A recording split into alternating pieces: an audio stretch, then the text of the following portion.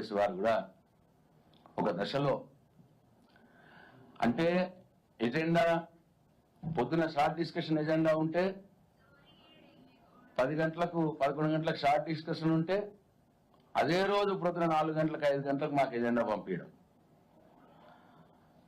అంటే అవకాశం లేకుండా మేము ప్రిపేర్ కావద్దు, ఆ సబ్జెక్ట్ మీద మాట్లాడద్దు, ఎజెండాని ఏ రోజు కూడా ఒక రోజు మొదలు 24 అవర్స్ మొదలు వాళ్ళు ఇవ్వలే, ఏ రోజు కూడా. అయితే అర్ధరాత్రి లేకపోతే అదే రోజు మార్నింగ్, ఎర్లీ మార్నింగ్. ఇట్లా ఈ ఎజెండా పంపడం విషయంలో కావచ్చు, సభ్యుల తిట్లదండకం కావచ్చు, ముఖ్యమంత్రి గారి హావభావాలు కావచ్చు, ఆయన తిట్లదండకం కావచ్చు, ధర్మిలా మొత్తం వ్యవహారం అంతా చూసి, అసెంబ్లీ వ్యవహారం అంతా చూసి, మరి ఇవాళ ఆయన ఎంఐఎం కాంగ్రెస్ పార్టీ మిత్రపక్షం అని చెప్పుకుంటున్నాడు. ఆయన మొన్న అన్నాడు, ఆయన మిత్రపక్ష సభ్యుడైనటువంటి ఎంఐఎం సభ్యుడు, సీనియర్ సభ్యుడు అక్బరుద్దీన్ ఓవైసీ గారు కూడా పాపమైన బాధతో, అంటే ఈ వ్యవహారాన్ని అంతా చూసి 25 సంవత్సరాలుగా నేను సభలో ఉన్నాను, ఇంత అధ్వాన్నంగా సభ నిర్వహించడం నేను ఎప్పుడు చూడలేదు అని ఆయన ఆన్ రికార్డ్ మాట్లాడినాడు అక్బరుద్దీన్ ఓవైసీ గారు. అంటే ఇవాళ అసెంబ్లీ నడిచిన తీరుకు ఆయన వ్యాఖ్యలు, ఆయన అసెంబ్లీలో ఆయన చేసిన వ్యాఖ్యలే దీనికి అడ్డం పడతాయి, నిదర్శనం అని చెప్పి నేను భావిస్తా ఉన్నాం. రేవంత్ రెడ్డి గారు జనరల్ గా ముఖ్యమంత్రి గారు అంటే ఏంటి, సభకు సభానాయకుడిగా వ్యవహరించాలి. ఆయన సభానాయకుడు కాకుండా ఒక అటవిక రాజ్యానికి రాజు ఎట్లయితే అటవికంగా ప్రవర్తిస్తాడో అట్లా ప్రవర్తించినాడు. ఎప్పుడైతే స్పీకర్ గారి దయతో ప్రతిపక్షంకు ఎప్పుడైనా డిస్కస్ చేయడానికి అవకాశం దొరికినప్పుడు, మైక్ దొరికినప్పుడు మా సభ్యులు కేటీఆర్ గారు కావచ్చు, హరీష్ రావు గారు కావచ్చు, పల్లా రాజేశ్వర రెడ్డి గారు కావచ్చు, జయకిషన్ రెడ్డి గారు కావచ్చు, సబితా ఇంద్రారెడ్డి గారు కావచ్చు, వివేక్ గారు కావచ్చు, అట్లనే అనిల్ జాదవ్ గారు కావచ్చు, ఇట్లా ఎప్పుడైతే వాళ్ళు మంచిగా మాట్లాడుతున్నారో, సబ్జెక్ట్ మీద మంచిగా మాట్లాడి ప్రతిపక్షాలు పైచేయి అవుతున్నదో, ఆ సందర్భంలో ముఖ్యమంత్రి రేవంత్ రెడ్డి గారు ఒక అటవిక రాజుగా రూపాంతరం చెంది సభలోకి వచ్చేసి ఇష్టమైన తప్పుడు పత్రాలు తీసుకొచ్చేసి అవి చదివి మమ్మల్ని తిట్టి సభని తప్పుదారి పట్టించే కార్యక్రమం చేసినాడు. మా ఏ చర్చ కూడా ముగించలే మేము. అన్ని చర్చల్ని కూడా మధ్యలోనే సీఎం గారు రావాలి, ఏదో తప్పుడు పత్రాలు చూపెట్టాలి, చదవాలి, ఏదేదో పొలిటికల్ గా మాట్లాడాలి, సభను పక్కుదోవ పట్టించాలి, మా చర్చను మొత్తం ముగింపజేయాలి. ఆ రకంగానే వ్యవహారం చేసినాడు. టోటల్ గా ఈ సభ మొత్తం జరిగింది గత ప్రభుత్వం మీద ఏడుపు, కేసీఆర్ గారిని తిట్టుడు, మేము ఎవరైనా ప్రజా సమస్యలు లేవైతే మమ్మల్ని బెదిరించుడు, మొత్తం ఆ కౌరవ సామ్రాజ్యం తిరిగా ఆ కౌరవులందరినీ మా మీద ఉసిగొల్పి మమ్మల్ని తిట్టించుడు, ఇది తప్ప వాళ్ళు చేసిందేం లేదు. మొత్తం ఎంత విచిత్రం అంటే అసలు కేసీఆర్ తెలంగాణకి ఏం చేయలేదు అంటాడు ఆయన. ఫైనల్ గా కన్నుండి చూడలేని కబోది ముఖ్యమంత్రి రేవంత్ రెడ్డి గారు. ఏమీ చేయలేదన్న మాట. అంటే కేసీఆర్ ఆనవాళ్లు చెరిపేసే ఒక కుట్రలో భాగంగా కేసీఆర్ తెలంగాణకి ఏం చేయలేదు, కేసీఆర్ తెలంగాణ ఉద్యమంలో ఏం చేయలేదు, ఇట్లా ఈ రకమైనటువంటి ఒక దౌర్భాగ్యమైన వాక్యాలు తప్పిస్తే ఈ అసెంబ్లీలో వాళ్ళు చేసిందేం లేదు. వాళ్ళు ఏం చేస్తారో చెప్పలేదు, ఏం చేసినామో చెప్పలేదు. మా మీద ఏడ్చుడు, కేసీఆర్ని తిట్టుడు, గత ప్రభుత్వం మీద నిందల మోపుడు, బుర్రదల్లుడు, మమ్మల్ని బెదిరించుడు, మమ్మల్ని అవమానాలు చేసుడు, అది తప్పిస్తే ఈ సభలో జరిగిందేమి లేదు. అది మీరు చూసినారు, మొత్తం తెలంగాణ రాష్ట్ర ప్రజానీకం కూడా చూసింది.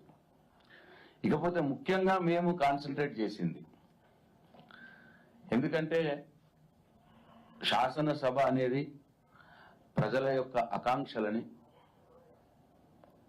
ప్రభుత్వానికి శాసనసభలో తెలియజెప్పేందుకు, ఒకవేళ వారు ఇచ్చిన హామీలు నెరవేర్చకపోతే ఎందుకు నెరవేర్చలేదు అని ప్రశ్నించటానికి, ఆ హామీలు అమలయ్యే విధంగా ప్రభుత్వం మీద ఒత్తిడి తెచ్చి ప్రభుత్వంచే హామీలు అమలు చేస్తామని చెప్పి మాట తీసుకోవటానికే శాసనసభ. ఆ శాసనసభ సమావేశాలు జరగడంలో ఉద్దేశం కూడా అదే. అయితే చాలా విచిత్రంగా మొన్న పెట్టిన బడ్జెట్లో ఏ 6 గ్యారెంటీలు, ఏ 13 హామీలు, ఏ 420 వాగ్దానాలు తెలంగాణ ప్రజలకు ఎన్నికల కంటే ఎన్నికల ముందు చెప్పి ఓట్లు వేయించుకొని వాళ్ళ అధికారానికి వచ్చినాడో రేవంత్ రెడ్డి, ఈ కాంగ్రెస్ ప్రభుత్వం, ఆ గ్యారెంటీల ఊసే లేకుండా పోయింది బడ్జెట్లో. చాలా అన్యాయంగా ఎదురు చూస్తా ఉన్నారు పెద్ద మనుషులు, బీడీ కార్మికురాళ్ళు. నువ్వు 2000 పెన్షన్ 4000 రూపాయలు చేస్తా అన్నారు, 100 రోజుల్లోనే అమలు చేస్తామన్నారు. మీ 6 గ్యారెంటీల్ని 13 హామీల్ని 100 రోజుల్లో అమలు చేస్తామన్నారు. ఒకటికి 4 సార్లు చెప్పినారు 100 రోజుల్లో అమలు చేస్తామని. అయ్యా 100 రోజులు అయిపోయినాయి, 200 రోజులు కూడా అయిపోయినాయి. ఇవాళ 8వ నెల జరుగుతా ఉన్నది. మీ హామీలు ఏమైనాయి? మీ 4000 రూపాయల పెన్షన్ ఏమైంది అంటే సమాధానం లేదు. బడ్జెట్లో ఎందుకు పెట్టలేదు? మీ 4000 రూపాయలు ఇస్తామన్నారు కదా, ఎందుకు పెట్టలేదు బడ్జెట్లో అంటే సమాధానం లేదు. ప్రతి మహిళకు 2500 రూపాయలు ఇస్తామన్నారు, దాన్ని బడ్జెట్లో ఎందుకు పెట్టలేదు అంటే సమాధానం లేదు.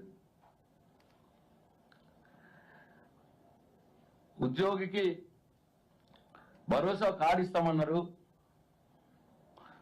దాంతో ఫీజులు కట్టుకోవచ్చు, ల్యాప్టాప్లు కొనుక్కోవచ్చు అని మాట చెప్పినారు. విద్యార్థులకి భరోసా కార్డు ఇస్తామన్నారు, ఫీజులు కట్టుకోవచ్చు, ల్యాప్టాప్లు కొనుక్కోవచ్చు అని అన్నారు. దాని ఊసెందుకు లేదు బడ్జెట్లో అంటే సమాధానం లేదు. నిరుద్యోగులకు 4000 భృతి ఇస్తామన్నారు, దాని ఊసేంది, దాని సంగతి ఏంది అని అంటే దానికి సమాధానం లేదు. రైతు భరోసా 15000 రూపాయలు అన్నారు, మరి దానికి సరిపడా డబ్బులు లేవు అని అంటే దానికి సమాధానం లేదు. జాబ్ క్యాలెండర్ అన్నారు, 2 లక్షల ఉద్యోగాలు అన్నారు, సంవత్సరంలోనే నింపుతామన్నారు. మరి ఎన్ని ఉద్యోగాలు ఇస్తారు? ఎన్ని ఇచ్చినారు? ఆ ఉద్యోగాలు, కొత్త ఉద్యోగాలకు సరిపడా బడ్జెట్లో డబ్బులు పెట్టినారా? ఇచ్చే ఉద్యోగాలకు జాబ్ క్యాలెండర్ ప్రకటిస్తామన్నారు అని అంటే దానికి సమాధానం లేదు. ఆ ప్రకటించిన జాబ్ క్యాలెండర్ అసలు చట్టబద్ధత చేస్తామన్నారు. జాబ్ క్యాలెండర్ మేము అనగా మొన్న చివరి రోజు తెచ్చినారు, దాని సంగతి చెప్తాను. ఇట్లా 100 రోజుల్లో మీరు ఇచ్చినటువంటి ఏ గ్యారెంటీ కూడా అమలవుతలేదు. రుణమాఫీ అన్నారు, ఆగస్టు 15 అన్నారు, దాని సంగతి చక్కగా లేదు. ఇవాళ ఈ గ్యారెంటీలు ఏమైనాయని చెప్తే ఎందుకు లేవు అని చెప్పి గట్టిగా అడిగితే మా మైక్ కట్ చేస్తారు. మైక్ ఎందుకు కట్ చేస్తున్నారు? నిరసన తెలిపితే మార్షల్లను పెట్టి బయటకు పంపిస్తున్నారు. అంటే ఒక ప్రతిపక్ష సభ్యులుగా ప్రజల కోణంలో ప్రజల సమస్యలను, ప్రజలకు మీరు ఇచ్చిన హామీలను అడిగితే మైక్ ఇయ్యరు. మైక్ ఎందుకు ఇస్తలేమని నిరసన తెలిపితే మార్షల్లను పెట్టి ఎత్తి బయట పడేస్తా ఉన్నారు మమ్మల్ని. అట్లనే ఈ మొత్తం సభ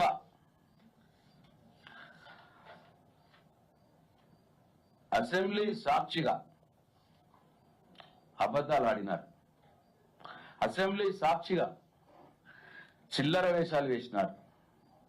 అసెంబ్లీ సాక్షిగా మా మహిళా సభ్యుల్ని, మా సభ్యుల్ని అవమానం చేయటానికి, అసెంబ్లీ సాక్షిగా అబద్ధపు ఆడంబర ప్రచారాలు చేసుకోవటానికి, అసెంబ్లీ సాక్షిగా మమ్మల్ని బెదిరించటానికి వాడుకున్నారు తప్పిస్తే ఈ సమావేశాల ద్వారా ఒరిగింది ఏమీ లేదు ప్రజలకు అని చెప్పి మేము భావిస్తా ఉన్నాం. ఎటువంటి అబద్ధాలు ఆడి అసెంబ్లీ సాక్షిగా అంటే మామూలుగా కాదు. సరే, అందరు మంత్రులు అందరు సభ్యులు ఇష్టం వచ్చినట్టు మాట్లాడినారు, చాలా అబద్ధాలు. పోనీ వాళ్ళు సభ్యులే కదా మంత్రులే కదా అనుకుంటే స్వయాన ముఖ్యమంత్రి గారు ఉప ముఖ్యమంత్రి గారు కూడా అబద్ధాలు మాట్లాడినారు. ముఖ్యమంత్రి గారు అంటారు నిండు సభలో సభా సాక్షిగా ఈ కొత్త కాంగ్రెస్ ప్రభుత్వం 30,000 ఉద్యోగాలు ఇచ్చింది అన్న మాట మాట్లాడినాడు. నేను అడుగుతా ఉన్నా ఈ రాష్ట్రంలో ఉన్నటువంటి మేధావి లోకాన్ని, నేను అడుగుతా ఉన్నా,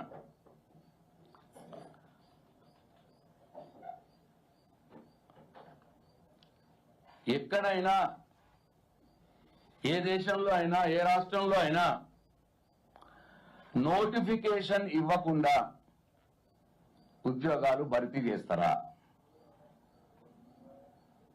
రేవంత్ రెడ్డి గారు 30,000 ఉద్యోగాలు మేము ఇచ్చినాము అన్న మాట మాట్లాడినాడు. ఆ 30,000 ఉద్యోగాలకు సంబంధించి నోటిఫికేషన్ ఇచ్చినవా? నోటిఫికేషన్ ఇవ్వకుండానే నీ ఉద్యోగాలు నువ్వెట్లా భర్తీ చేసినట్టు అవుద్ది?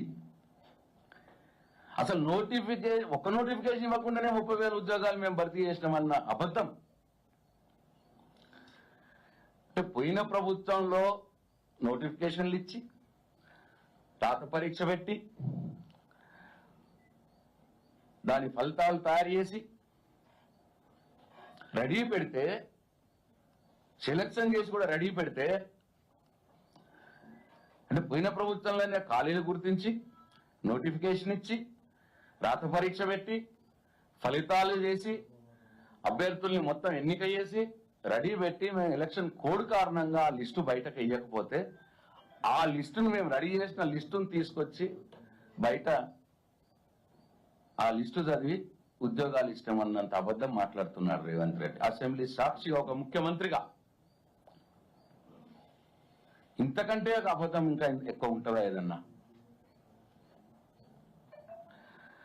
అట్లనే హరీష్ రావు గారు అప్పుల గురించి మాట్లాడుతూ ఉంటే ద్రవ్య వినిమయ బిల్లు పైన ఆయన వచ్చి జగదీశ్వర్ రెడ్డి గారు విద్యుత్ మీద మాట్లాడుతూ ఉంటే ముఖ్యమంత్రి గారు హడావుడిగా అసెంబ్లీ లోపలికి వచ్చేసి ఇగో ఈ పేపర్ని చూపెట్టాడు. ఇది అధికారికమైన పేపర్, దీన్ని చదివాడు ఆయన. ఇగో ఈ పేరే చదివాడు. దాని ఉద్దేశం ఏంటంటే, ఆయన చెప్పిన ఉద్దేశం ఏంటంటే, గత ప్రభుత్వం కేసీఆర్ గారు వ్యవసాయ మోటార్లకు మీటర్లు పెట్టడానికి ఒప్పుకున్నది, స్మార్ట్ మీటర్లు పెట్టడానికి ఒప్పుకున్నది గత ప్రభుత్వం అని చదివినాడు. ఇదే చదివినాడు ఆయన. ఏం చదివినాడు? Installation of smart meters for all consumers. Green పెట్టిన చూడండి, దీంట్లో ఏముందంటే అదర్ దెన్ అగ్రికల్చరల్ కన్జ్యూమర్స్ అని ఉంది. ఈ గ్రీన్ మార్క్ చేసి హైలైట్ చేసింది ఇక్కడ అదర్ దెన్ అగ్రికల్చర్ కన్జ్యూమర్స్. దీన్ని మింగేసినాడు అసెంబ్లీ సాక్షిగా, దీన్ని మింగేసినాడు. ఈ అదర్ దెన్ అగ్రికల్చర్ కన్జ్యూమర్స్ అనే పదాన్ని మింగి ఇక చదివినాడు. Installation of smart meters for all consumers consuming above 500 units month by 31st December 2018 and consumers consuming about 200 units month by 31st December 2019 అని చదివినాడు. అంటే ఏమన్నట్టు, ఈ పదం అదర్ దెన్ అగ్రికల్చర్ కన్జ్యూమర్స్ అని మింగేస్తే అన్నిటికీ మీటర్లు పెట్టమన్నట్టు పెట్టుకున్నట్టు ఒప్పుకున్నట్టు. కానీ ఇక్కడ అదర్ దెన్ అగ్రికల్చర్ కన్జ్యూమర్స్ అనే పదం ఉంది. అంటే అగ్రికల్చర్ కనెక్షన్లు కాకుండా వేరే వాటికి అని అర్థం. మీటర్లు అవి కూడా పాత మీటర్లు చెడిపోయిన దగ్గర స్మార్ట్ మీటర్లు పెట్టండి అని అర్థం. ఈ మొత్తం దాన్ని ఆ స్మార్ట్ మీటర్లు కూడా పెట్టలేదు, అది వేరే విషయం. కానీ ఒక ముఖ్యమంత్రిగా ఒక అధికారిక డాక్యుమెంట్ ని ఈ అదర్ దెన్ అగ్రికల్చర్ కన్జ్యూమర్స్ అనే పదాన్ని మింగేసి చదివి సభను తప్పుదో పట్టించినాడు. ఈ రాష్ట్ర ప్రజలకు అబద్ధం చెప్పినాడు. ఇంత ఘోరమైన తప్పిదం ఏ ముఖ్యమంత్రి కూడా చేయడు. ఇంత ఘోరమైన అబద్ధం ఏ ముఖ్యమంత్రి కూడా ఆడడు. అది అసెంబ్లీ సాక్షిగా. అంటే నోటిఫికేషన్ ఇవ్వకుండానే 30,000 ఉద్యోగాలు ఇస్తామని ఒక అబద్ధం, అదర్ దెన్ అగ్రికల్చర్ మీటర్స్ అని దీన్ని ఈ పదాన్ని మింగేసుడు ఇంకో అబద్ధం. ఇటువంటి ఘోరమైన అబద్ధాలు ఆడి ఇవాళ సభను పూర్తిగా తప్పుదోవ పట్టించినాడు. ఈ సభను వాడుకున్నాడు ఆయన అబద్ధాలు ఆడటానికి. ముఖ్యమంత్రి గారు ఆయనకు Guinness book of world record ఇవ్వాలి. ఆయనకు అబద్ధాలు ఆడడం ఇంతకంటే పెద్ద అబద్ధాలు ఎవరు ఆడిగా ప్రపంచంలో. అసెంబ్లీలోనే అబద్ధాలు ఆడే ముఖ్యమంత్రి ఈ దునియాలో ఈ మొత్తం ప్రపంచంలో ఎవరు ఉండడు, ఒక్క రేవంత్ రెడ్డి గారు తప్ప. అందుకే నేను రికమెండ్ చేస్తా ఉన్నాను, గిన్నీస్ బుక్ ఆఫ్ వరల్డ్ రికార్డులో ఈ ప్రపంచంలోనే అతి పెద్ద అబద్ధగాడు ఎవరైనా అంటే రేవంత్ రెడ్డి గారి పేరు పెట్టండి అని నేను Guinness book of world record నేను రికమెండ్ చేస్తా. ఇక డిప్యూటీ సీఎం గారు అబద్ధం అంటే అసెంబ్లీని ఎట్లా వాడుకున్నారంటే నేను చెప్పాలి నా ఉద్దేశం. మైక్ వాళ్ళ చేయిలో ఉంది, ఇష్టం ఉన్నట్టు ఏదన్నా మాట్లాడవచ్చు అనే ఉద్దేశంలో. డిప్యూటీ సీఎం గారు అంటారు బట్టి విక్రమార్క గారు 75 కోట్లతోటి నేను సీతారామ ప్రాజెక్టులో 75 కోట్లతోటి నేను లక్షల ఎకరాలకు సాగునీరు అందిస్తాను తొందరలోనే అన్నమాట మాట్లాడినాడు. 75 కోట్లతోటి లక్షల ఎకరాలకు సాగునీళ్లు అందించే అంత గొప్ప మేధావి సార్ మీరు. నేను ప్రధానమంత్రి నరేంద్ర మోడీ గారిని రిక్వెస్ట్ చేస్తా ఉన్నా, దయచేసి దేశానికి బట్టి విక్రమార్క గారిని ఇరిగేషన్ శాఖ మంత్రిని చేయండి. 1000 కోట్లలో మొత్తం మీరు అనుకున్న ఇరిగేషన్ ప్రాజెక్టులన్నీ అయిపోతాయి దేశంలో. 75 కోట్లతోటే నువ్వు 1,00,000 ఎకరాలంటే 1000 కోట్లు పడితే ఎన్ని లక్షల ఎకరాలకు నీళ్ళు ఇవ్వచ్చు?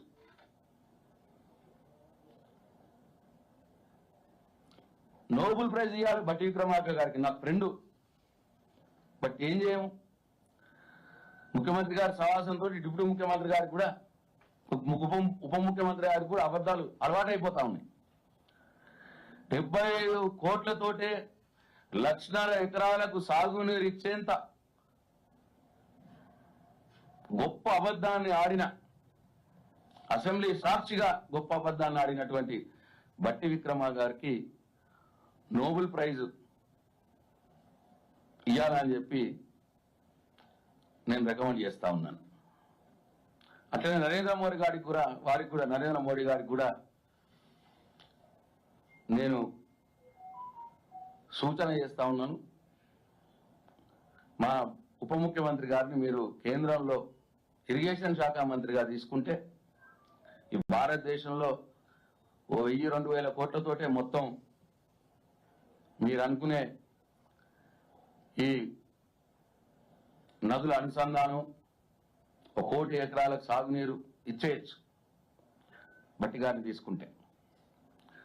ఇట్లా ఉప ముఖ్యమంత్రి గారు ముఖ్యమంత్రి గారు పోటీలు పడి అసెంబ్లీ సాక్షిగా అబద్ధాలు ఆడి ఒకళ్ళు గిన్నీస్ బుక్ వరల్డ్ రికార్డులో ఒకళ్ళు నోబెల్ ప్రైజ్ వచ్చే విధంగా అబద్ధాలు ఆడినారని చెప్పి నేను మనవి చేస్తా ఉన్నా. ఇక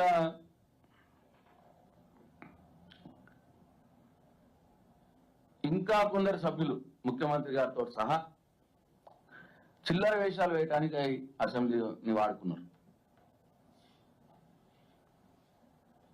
ఆ మాటలు, ఆ అవభావాలు, ఆ వేషాలు చాలా మంది చేసినారు. నేను మచ్చుకు ఒక 2-3 చెప్తాను. ముఖ్యమంత్రి గారు ఏదో సందర్భంలో చర్చ వచ్చినప్పుడు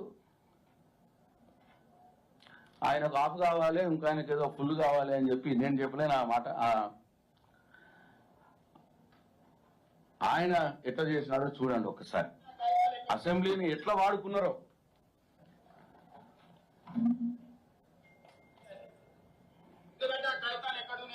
మాకేం తెలుసు మీరేంది అని. అందుకే అధ్యక్ష మా వెంకటరెడ్డి గారు ఒక మాట చెప్పారు, వారికి హాఫ్ నాలెడ్జ్ అని. వారికేమో హాఫ్ నాలెడ్జ్, పెద్దనికం ఫుల్ నాలెడ్జ్. ఇక మేము ఏం చేస్తాం అధ్యక్ష? అటువంటి భాష, అటువంటి అవభావం ముఖ్యమంత్రి గారు అసెంబ్లీని వాడుకున్నారు. ఎవరైనా ఇంకా ఏమంటారు, ఇంకో సభ్యుడు అంటాడు అది ఏమవుతుంది, కరెంటు అర్ధగంట గంట పోతే ఏమవుతుంది, ఒక పెన్షన్ ఒక నెల లేట్ అయితే ఏమవుతుంది అన్నమాట మాట్లాడుతూ ఉన్నాడు. చూడండి ఏమన్నాడు ఒక సభ్యుడు, ఇంకో సభ్యుడు.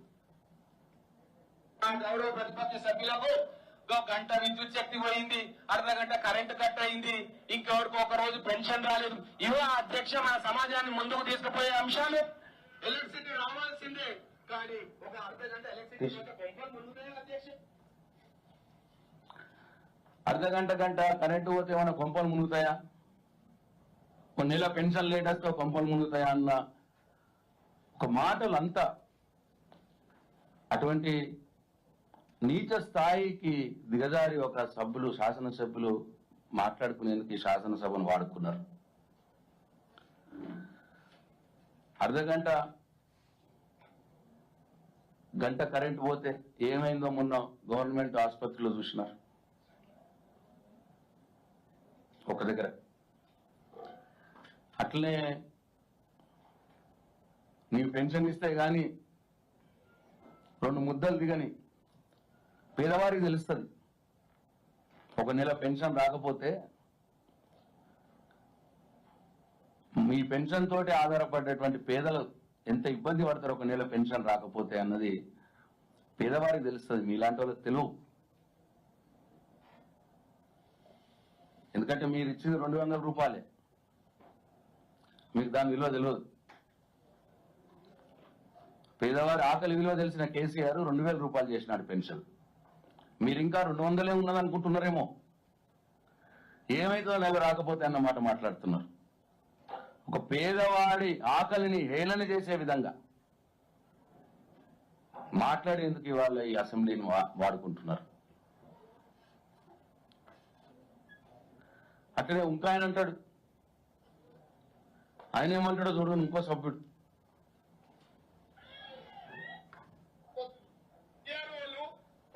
ఏం చేసింది అధ్యక్ష, ఏమన్నా పట్టం మార్పిడి కావడానికి, ఏమన్నా విరాసత్ చేయడానికి మామూలుగా 100, 200, 300 తీసుకుంటే ఇవాళ నరేంద్ర వచ్చిన తర్వాత కలెక్షన్ కింగులు ఏమైతుంది, విఆర్ఏలు విఆర్ఓలు 100, 200, 300 తీసుకుంటే ఏమైతుంది, పట్టా మార్చడానికి విరాసత్ చేయడానికి అన్న మాట ఒక శాసనసభ్యుడు శాసనసభలో విఆర్ఏలు విఆర్ఓలు అంతం తీసుకుంటే ఏమవుతుంది అన్న మాట మాట్లాడుతున్నాడు ఒక శాసనసభ్యుడు.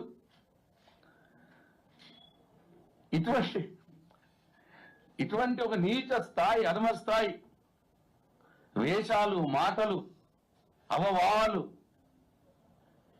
ఇవన్నీ చెప్పటానికి, చూపించడానికి ఈ అసెంబ్లీని వాడుకున్నారు ఈ కాంగ్రెస్ పార్టీ శాసనసభ్యులని చాలా బాధగా ముఖ్యమంత్రి గారి నాయకత్వంలో స్వయాన ముఖ్యమంత్రి గారు అటువంటి చిల్లర వేషాలు వేసినందుకు చాలా బాధగా ఉంది. అట్లనే అసెంబ్లీ సాక్షిగా మమ్మల్ని అవమానించడానికి వాడుకున్నారు ఈ అసెంబ్లీని.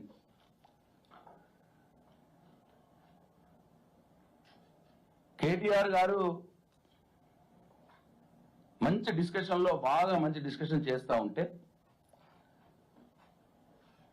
ముఖ్యమంత్రి రేవంత్ రెడ్డి గారు మధ్యలో వచ్చి అనవసరంగా, ఏమి సందర్భం లేదు, ఏమీ లేదు, అనవసరంగా మా మహిళా శాసనసభ్యురాల్ని అవమానం చేసే విధంగా మాట్లాడినాడు. పాపం కంటనీరు పెట్టింది ఆమె, మా సవితా ఇంద్రారెడ్డి గారు, మా సునీతా లక్ష్మారెడ్డి గారు. చివరికి ఆమె ఉప ముఖ్యమంత్రి గారు ఏం ముఖం పెట్టుకొని వచ్చినామమ్మా అంటాడు ఆయన. ఆమె పాపం బాధపడుతూ అన్నది, నా కర్మగాలి వచ్చిందయ్యా అసెంబ్లీకి, నా భర్త పోయి నా కర్మగాలి ఈ ముఖాన్ని పెట్టుకొని వచ్చినా నేను అసెంబ్లీకి అని కంటతడి పెట్టింది.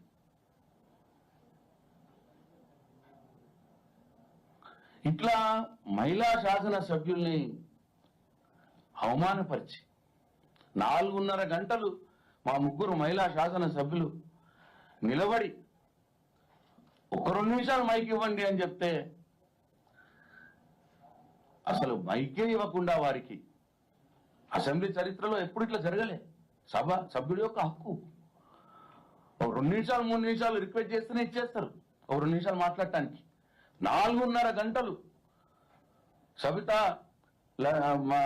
మా సబితమ్మ గారు, సునీతా లక్ష్మారెడ్డి గారు, కోవలక్ష్మి గారు, ముగ్గురు మహిళా ఎమ్మెల్యేలు నిలబడి రిక్వెస్ట్ చేసినారు. కూర్చొని 4.5 గంటలు నిలబడ్డారు పాపం స్టాండింగ్. అయినా సరే వాళ్ళ మనసు కరగలే. అట్లా మహిళా శాసనసభ్యులను అవమానం చేసినారు. అట్లనే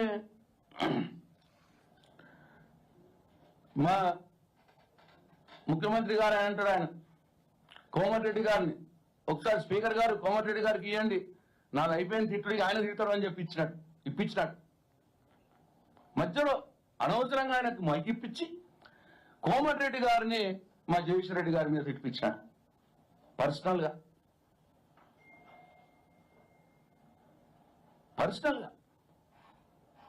అదంతా మీరు చూసినారు, ఈ రాష్ట్ర ప్రజలు చూసినారు. అంటే వీళ్ళు అసెంబ్లీని ఏ విధంగా వాడుకున్నారు అని చెప్పడానికి నేను చెప్పాల్సి వస్తుంది. ఇవన్నీ చెప్పకూడదు, ఇది మంచిది కాదు. అయినా సరే ఈ బాధని మీతో చెప్పుకోవాలి, రాష్ట్ర ప్రజలతో చెప్పుకోవాలనే ఉద్దేశంతో ఈ విధంగా నేను చెప్పుకోవాల్సి వస్తున్నది. ముఖ్యమంత్రి స్వయంగా సార్ ఒకసారి కోమటిరెడ్డి గారికి ఇవ్వండి, మిగతా ఆయన తిడతాడు అని చెప్పి ఇచ్చినాడు ఆన్ రికార్డ్ మైక్ లో. అనగానే స్పీకర్ గారు కోమటిరెడ్డి గారికి ఇచ్చినారు. కోమటిరెడ్డి గారు ఇంకా స్టార్ట్ జగదీశ్వర్ రెడ్డి గారిని పర్సనల్ గా ఇష్టం వచ్చినట్టు మాట్లాడినాడు. అందరూ చూసి నవ్వుతున్నారు, రాక్షస ఆనందం పొందుతున్నారు.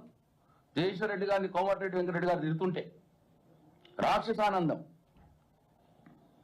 మా మహిళా ఎమ్మెల్యేలు నిలబడి 4.5 గంటలు నిలబడితే వాళ్ళని చూసి వెకిలి నవ్వులు, రాక్షసానందం. కాంగ్రెస్ శాసనసభ్యులు ఒకంతన్నా కానీ ఒకళ్ళకన్నొకళ్ళకు సీనియర్ కాంగ్రెస్ సభ్యులు ఉన్నారు, మంత్రులు ఉన్నారు. ఒక్కళ్ళన్నా కానీ ముఖ్యమంత్రి గారికి పాపం ఆడవాళ్ళు పాపం మహిళలు 4.5 గంటలు నిలబడ్డారు. ఒక 2 నిమిషాలు ఇద్దాం ఏముందని ఒక్కళ్ళు చెప్పరు. మరి చెప్పినా కానీ ఈ అటవిక రాజ్యాన్ని పాలించే రారాజు అని అనుకునే వ్యక్తి, ఇదంతా నాది నేను రాజుని అనుకునే వ్యక్తి వినలేదేమో, మరి ఎవరు చెప్పినా వినలేదేమో. ఎందుకంటే ఆయనే స్వయంగా కోమటిరెడ్డి గారికి ఇవ్వండి సార్ అని స్పీకర్ చెప్పి కోమటిరెడ్డి గారితో జగదీశ్వర్ రెడ్డి గారిని పర్సనల్ గా తిట్టిస్తుంటే ఒక్క కాంగ్రెస్ ఎమ్మెల్యే, సీనియర్ మంత్రులు ఉన్నారు, మంచి వాళ్ళు ఉన్నారు దాంట్లో చాలా మంది, ఒక్కరు కూడా అడ్డం చెప్పరు పర్సనల్ గా ఎందుకు తిడుతున్నారండి అని. ఇట్లా ఇంకా నిన్నమూలనైతే దానం నాగేందర్ గారు, ఆయన మా వైపునప్పుడు మంచిగానే ఉండే, ఇటు సైడ్ కూర్చున్నాడు, ఇప్పటికీ మా సభ్యుడే. కానీ ఇటు సైడ్ కూర్చున్నప్పుడు ఇప్పుడు అటు సైడ్ కూర్చుంటాడు ఆయన. ఇటు సైడ్ కూర్చున్నప్పుడు మా వైపు కూర్చున్నప్పుడు మంచిగా ఉండే సంస్కారం, అటు దిక్కుపోయి కూర్చోగానే వాళ్ళ సంస్కారం వచ్చేసింది ఆయనకు. ఏం మాట్లాడడం మీరు అందరు చూసినారు. మాట్లాడుతుంటే మైక్ కూడా కట్ చేయరు, నవ్వుతున్నారు అందరూ, రాక్షస ఆనందం పొందుతున్నారు. ఇంకా ఆయనకు వచ్చి సపోర్టింగ్ ఎమ్మెల్యేలు వచ్చి తోలు తీస్తా అంటాడు. ఆయన మాతృమూర్తులను తిడతాడు, రోడ్ల మీద తిరనియా బయట తిరనియా అంటాడు. సాక్షాత్ అసెంబ్లీలో శాసన సభ్యుల్ని పట్టుకొని నీ తోలు తీస్తా అంటాడు. స్పీకర్ గారు మంచిగా చూస్తూనే ఉన్నాడు. కాంగ్రెస్ సీనియర్ నాయకులు, మంత్రులు, ఎమ్మెల్యేలు నవ్వుతూనే చూస్తూనే ఉన్నారు.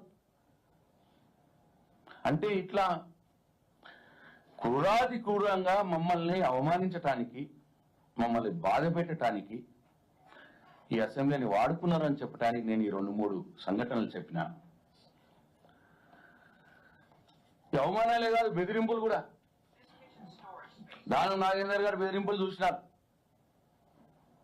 ఇక దానికి కొనసాగింపుగా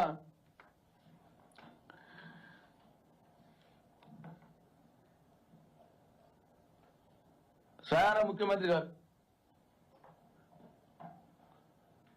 నిన్న ఉన్న 2-3 మీటింగ్లలో అన్నారంట, మీతో కూడా అన్నారంట, చిట్ చాట్లల్లో 5-6 బహిష్కరిస్తే వీళ్ళు దారికొస్తారు అని చెప్పి అంటున్నాడంట. అంటే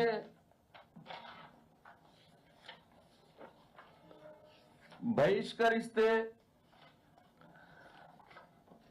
దారికి వస్తారు అంటే అర్థమైంది, నీ ఫిరాయింపులకు లొంగడం లేదని, మీరు అనుకున్నట్టు 20-25 ఇప్పటికే రావాలని అనుకున్నారు మీరు.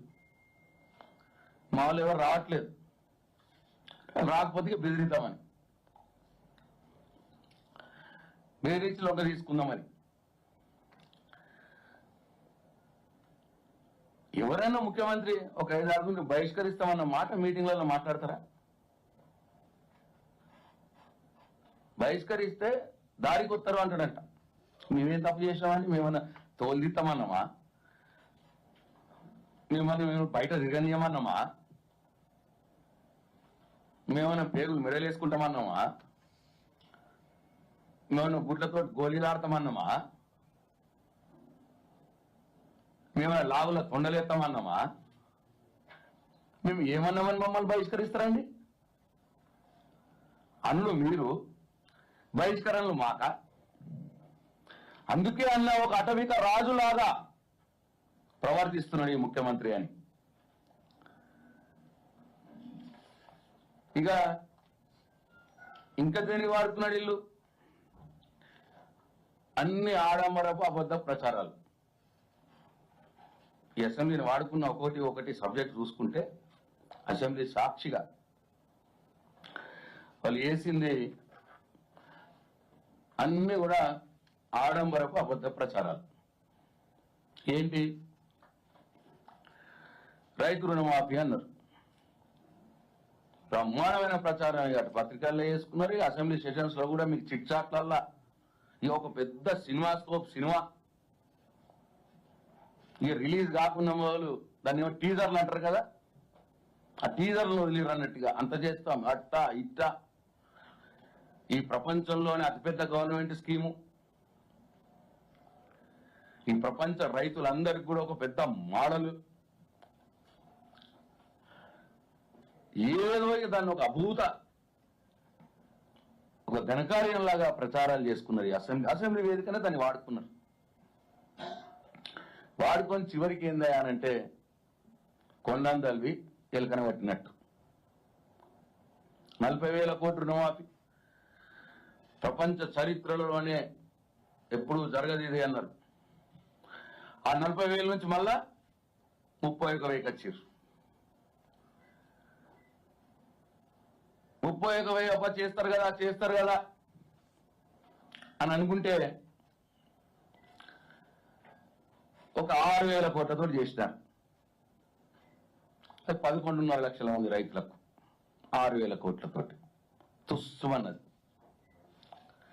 31,000 కోట్లు ఒకటేసారి రుణమాఫీ, అద్భుతమైనది, రికార్డు ఇది అని చెప్పినారు. 6,000 కోట్లు చేసినారు. చేసి పెద్దగా పత్రికల్లో ప్రచారం చేసుకున్నారు, అసెంబ్లీలో పెద్దగా చేసుకున్నారు, ఇక్కడనే పెద్ద సభ పెట్టినారు.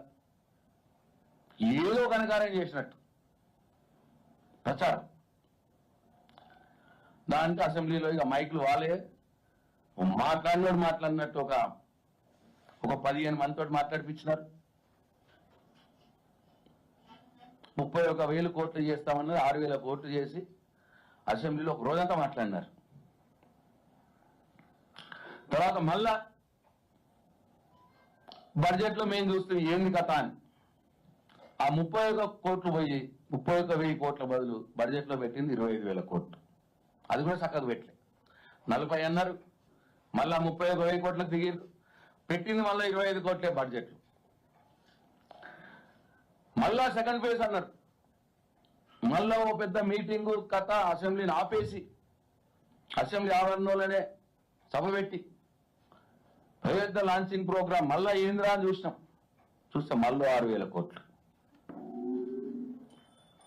6,000 మొత్తం చేసింది ఇప్పటికీ 12,000 కోట్లు. 40,000 కోట్ల రుణమాఫీని 30,000 కోట్లకు తగ్గించి బడ్జెట్ లో 25,000 కోట్లు పెట్టి చేసింది 12,000 కోట్లు. ఇక మొత్తం కాలే. దానికే ఆడంబర ప్రచారాలు, దానికి వాడుకున్నారు అసెంబ్లీని. ఒక 1/4 టైం దానికే వాడుకున్నారు. ఇక చేసిన 12,000 కోట్ల కోసం. ఇక రెండోది మూసీ రివర్ ఫ్రంట్. దానికి ముఖ్యమంత్రి గారు లేచినప్పుడల్లా చెప్పాలి, అది ఏ సబ్జెక్ట్ అన్నా కానీ. మూసీ రివర్ ఫ్రంట్, లండను, మళ్ళా నిన్న 3 రోజుల నుంచి అటు న్యూయార్క్, ఆ ముచ్చెర్ల దాన్ని న్యూయార్క్ అంటాడు, మూసీ రివర్ ఫ్రంట్ ని లండన్ అంటాడు. ఇక ఒక రకమైన ప్రచారం కాదు దాన్ని.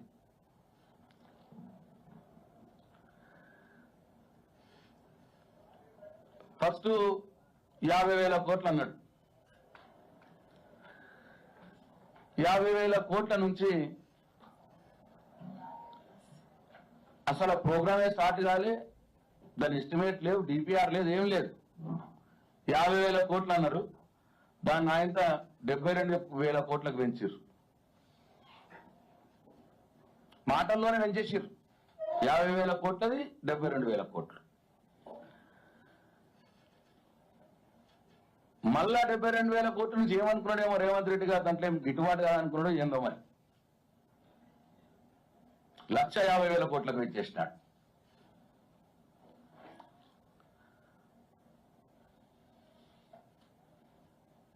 ఆలు లేదు, సూలు లేదు, అల్లుడి పేరు సోమలింగం అన్నట్టు. ఏమిటికేమీ లేదు. 50,000 కోట్లు, తర్వాత 72,000 కోట్లు, తర్వాత 150,000 కోట్లు. మొత్తం తెలంగాణ రాష్ట్ర ప్రజలంతా పరేషాన్. అరే ఈయనకి ఏమన్నా రుణమాఫీ సగం ఎత్తలేడు, 15,000 రైతు భరోసా మాటనే లేదు, ఉన్న రైతు బంధే సగం ఎత్తలేడు. ఇప్పుడు వర్షాకాలం రైతు బంధు వడకనే పాయ. ఇంకా 100 రోజుల 4,000 పెన్షన్ చేస్తా అన్నాడు, అది లేదు. మహిళలకు 2,500 ఇస్తా నెలకు, అది లేదు. నిరుద్యోగ వృత్తి అన్న 4,000, అది లేదు. ఏమిట్లకేం లేదు. కానీ మొదలుపెట్టని ప్రాజెక్టుకే 50,000 కోట్ల నుంచి 72,000 కోట్లు, 72,000 కోట్ల నుంచి 150,000 కోట్లకు మాట్లాడుతున్నాడు ఈయన. గివ్వియ్య శాత కాదు. కానీ ఇంకా దొరికే దాంట్లో ఘటమన పోతున్నాడు అయ్యింది అన్న అనుమానం ఇవాళ ప్రజలకు వస్తా ఉన్నది. నువ్వు ఇచ్చిన హామీలు నెరవేర్చడానికి నీకు డబ్బులు లేవు, కానీ దాచుకోవటానికి దోచుకోవటానికి 50,000 కోట్ల మూసీ రివర్ ఫ్రంట్ డెవలప్మెంట్ అని 72,000 కోట్లు, తర్వాత 150,000 కోట్లు. దానికి మాత్రం డబ్బులు ఉన్నాయి. దానికోసం ఆడంబరమైన ప్రచారం ఈ అసెంబ్లీని వాడుతున్నాడు. ఏమన్నాడో చూడండి. అత్యధిక మెజార్టీతో గెలిపించండి. మీ మూసీ ప్రాజెక్టు పూర్తి చేసే బాధ్యత 50,000 కోట్లతోనే మూసీ ప్రక్షాళన చేసి నల్గొండ జిల్లా అసలు 16,000 కోట్ల ప్రాజెక్టే మూసీ ప్రక్షాళన. మా ప్రభుత్వం ఉన్నప్పుడు దాన్ని ఎస్టిమేట్ చేసింది 16,000 కోట్లు. అది 50,000 కోట్లకు అయిపోయింది. మళ్ళా 50,000 కోట్ల నుంచి జూపల్లి కృష్ణారావు గారు అన్నారు, visionary leadership of our Honorable Chief Minister, Sri Revanth Reddy Garu, with the flagship programs of Moosi River Front. Telangana is going to be developed like London, Thames. I think all of you must have heard about it. The world's the best place. With a project cost of rupees 70,000 crores. ఎట్లయిందండి? ఎన్నికలకు ముందు 50,000 కోట్లు, ఎన్నికలు కాగానే 70,000 కోట్లు. అదే Musi river front development. మా ప్రభుత్వంలో ఉన్న 16,000 కోట్లది. ఎన్నికలకు ముందు వాళ్ళు 50,000 కోట్లు అన్నారు, ఎన్నికలు కాగానే 70,000 కోట్లు అన్నారు.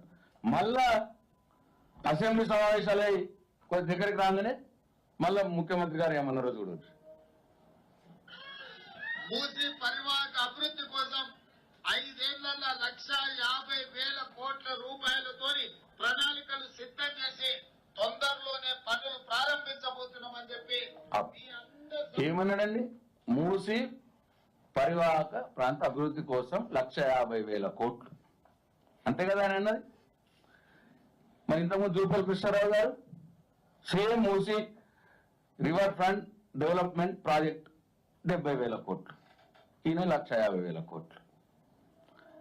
ఇక వాళ్ళే చెప్పిరట, ప్రజలను అవుతురా నువ్వు 16,000 కోట్ల దాన్ని ఎన్నికలప్పుడు 50,000 కోట్లు అన్నావు, ఇప్పుడు 50,000 కోట్ల దాన్ని 70,000 కోట్లు అన్నాడు మళ్ళీ మంత్రి. ఆయన మంత్రి 50ని 70 ఎత్తడా అని చెప్పి నువ్వు 70ని 1,50,000 చేస్తామంటున్నారు. పోటీలు పడుతున్నారట మంత్రి గారు సీఎం గారు పెంచడంలో అని వాళ్ళ పెద్ద అని చెప్పినట్టు ఒక ఆయన మాకు ఇన్ఫర్మేషన్ వచ్చింది. వస్తే మళ్ళా నిన్నేమంటాడంటే ఏహే నేను అట్లా కాదన్నది 1,50,000 కోట్లు అంటే మొత్తం హైదరాబాద్ డెవలప్మెంట్ అని చెప్పి నిన్న మాట్లాడుతున్నాడు. 2,000 రూపాయలు 4,000 రూపాయలు చేయడానికి నీ డబ్బులు లేవు. పేదవారికి, ముసలోళ్ళకి, అనార్థులకి, విధవరాళ్ళకి, బీడీ కార్మికులకి 4,000 రూపాయల పెన్షన్ ఇవ్వటానికి నీ డబ్బులు లేవు బడ్జెట్ లో.